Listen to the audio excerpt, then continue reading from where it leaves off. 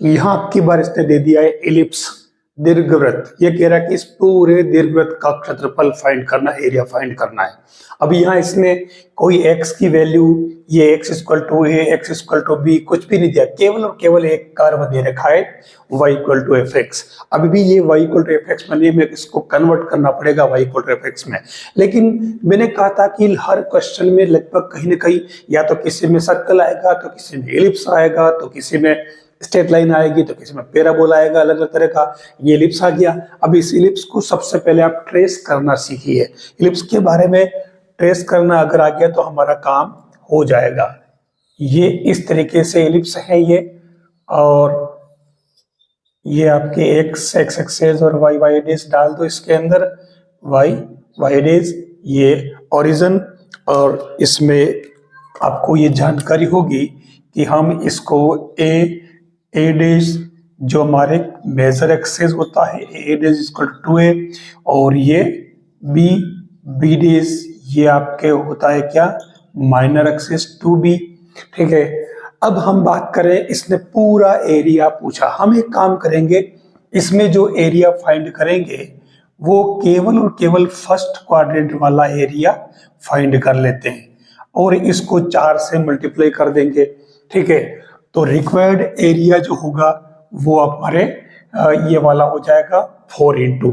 लेकिन पहले मैं इसे y इक्वल टू fx में कन्वर्ट कर लेता हूं। तो ये आप देखो क्या होगा, एलसीएम ले लो आप। एलसीएम लेने की भी जरूरत नहीं है, आप इसको y स्क्वायर अपॉन 9 लिखें, 1 माइनस एक्स स्क्वायर अपॉन 16 करें, और ये y square equal to 16 minus x square, और ये 16 नीचे रह जाएगा, तो ये 9 अपॉन 16, तो ये y इक्वल टू 3 अपॉन 4, और ये 16 माइनस एक्स स्क्वायर का रूट। अपन प्लस माइनस में अपन प्लस भी लेंगे। ठीक है, अब वैसे अपन ले सकते हैं दोनों अलग, लेकिन अपन प्लस में लेकर के वैसे अपन बराबर कर रहे हैं, 4 से मल्टीप्लाई, तो कोई दिक्कत नहीं।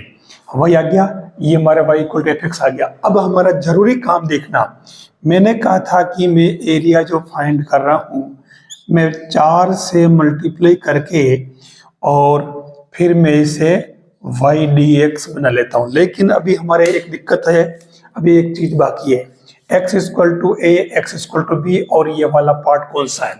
तो देखिए, यहां से यहां तक का पार्ट मैं इसमें यहां से यहां तक का पार्ट ले रहा हूं। ये आपका y इक्वल टू जो है fx हो गया।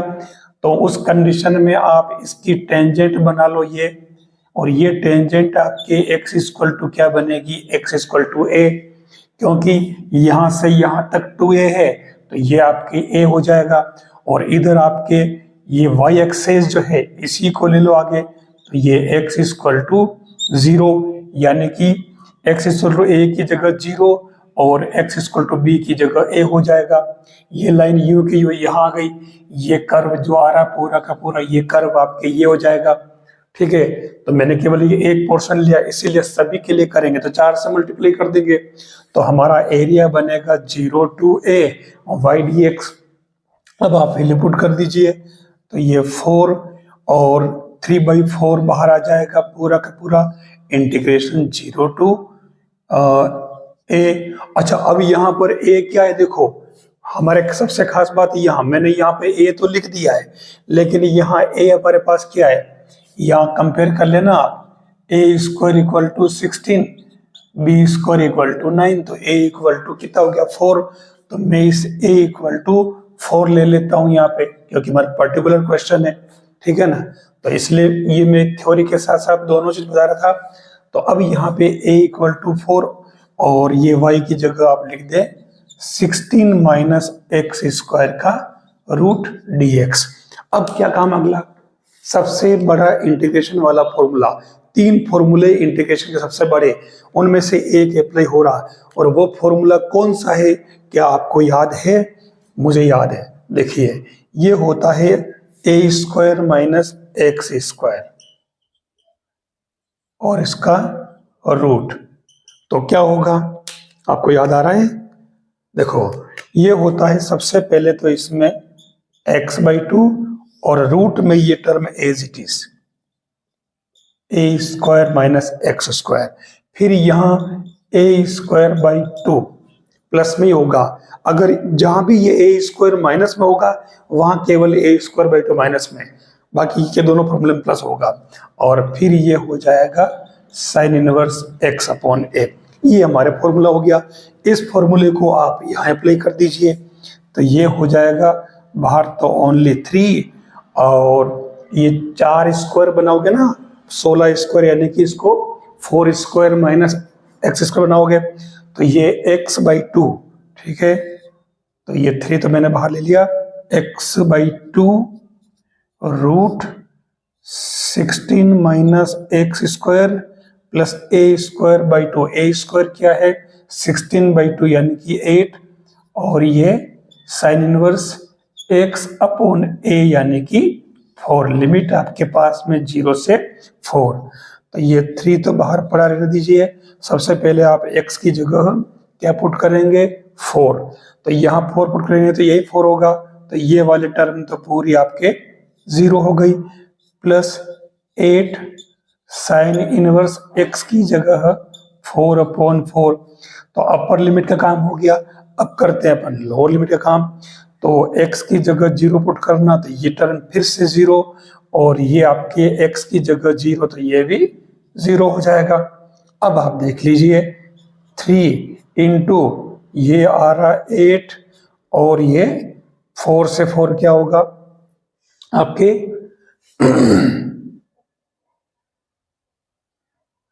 1, तो ये pi by 2 n sine inverse 1 यानी पाई बाई 2। तो देख लीजिए आप 2 से काट दो इसको 4, तो ये हो जाएगा 12 पाई स्क्वायर यूनिट। ये आपके रिक्वायर्ड आंसर हो जाएगा। बिल्कुल इजी काम है। अब मैं आपको एक खास बात बताना चाहूंगा। आपके यहाँ दे रखा था ellipse x square upon 16 plus y square upon 9। इस इलिप्स को अगर देखें तो ये originally x square upon 16 plus y square upon 9। इस क्वेश्चन को एग्जाम्पल के अंदर दे रखा है, सोल्व कर रखा है सोल्ड में।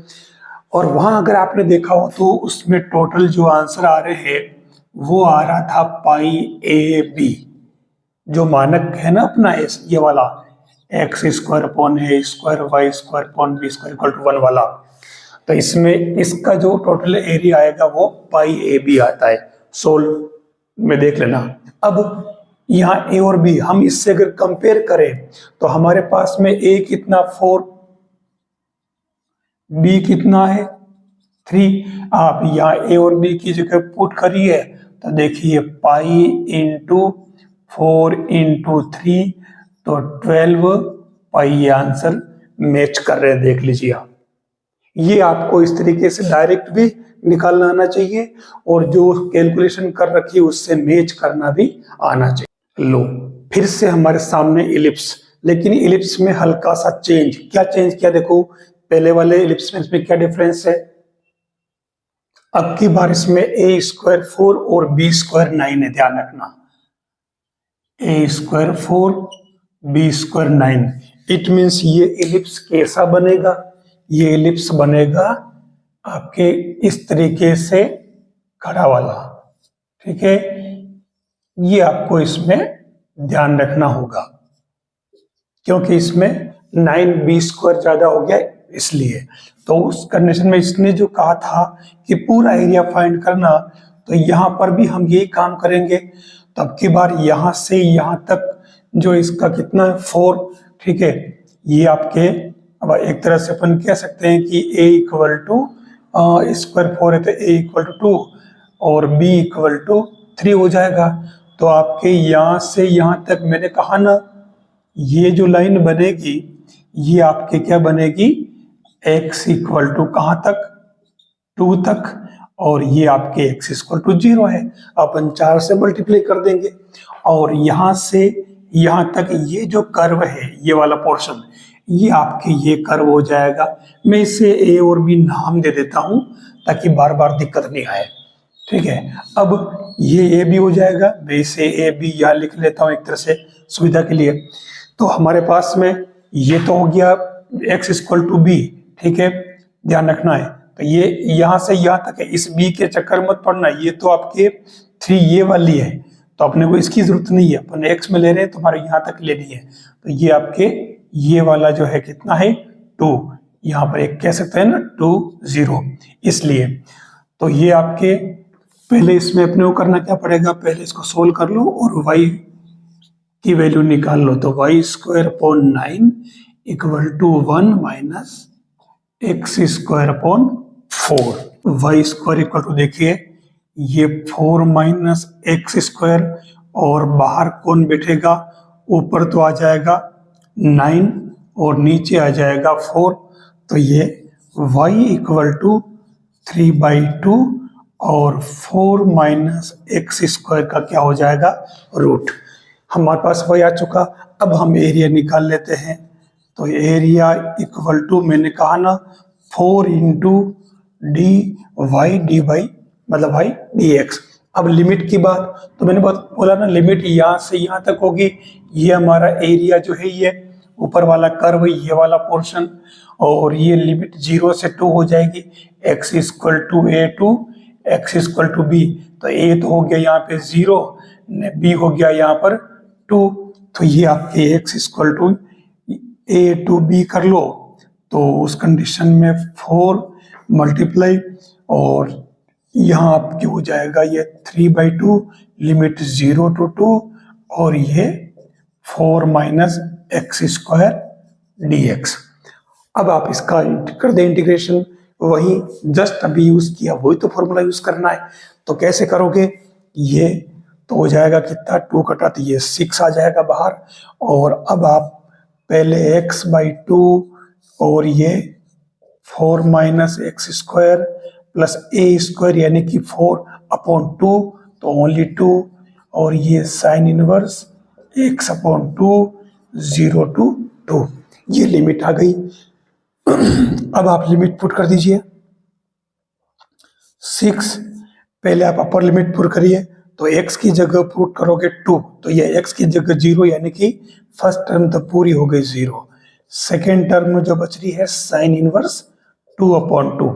अपर लिमिट का काम खत्म, अब रही लोअर लिमिट 0, तो माइनस, तो ये x की जगह 0 पुट करोगे तो फर्स्ट टर्म तो पहले 0 हो गई, फिर यहाँ x की जगह 0 पुट करोगे तो साइन इनवर्स 0, तो ये भी 0, लो कुछ नहीं बचा, तो ये 6 × 2 और ये साइन इनवर्स 1, इट मीन्स π/2, तो कितना आएगा answer 6π² unit. This is answer. बस ये इसमें हम देख लो काम करना है, सब में एक जैसा प्रोसेस है, यानी 12th लेवल पर जो आपका ये एप्लीकेशन ऑफ डेरिवेटिव नहीं, इंटीग्रेशन, तो ये इंटीग्रेशन का एप्लीकेशन है इसमें, तो बिल्कुल सिंपल लेवल के क्वेश्चन है, जैसे जैसे आप आगे जाओगे वैसे वैसे इनका लेवल बढ़ता जाएगा।